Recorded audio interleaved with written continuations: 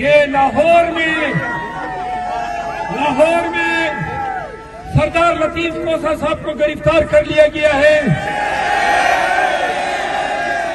सलमान अकरम राजा को गिरफ्तार कर लिया गया है। अभी तो हम शेम के नारे लगा रहे हैं। उस दिन से डरो जब ये अवाम पाकिस्तान कहर बन के तुम पे टूटेगी। याद रखो पाकिस्तानियों, ये खौफ और ये कानून का एहतराम, ये हम कानून का एहतराम करते रहेंगे।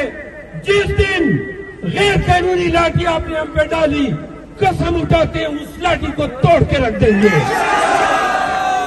पाकिस्तान इमरान खान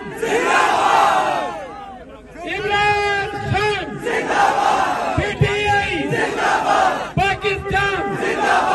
अल्लाह आप सबको खुश रखे। यहाँ पे ग्रीन कलर के 2 आईफोन, कोई भी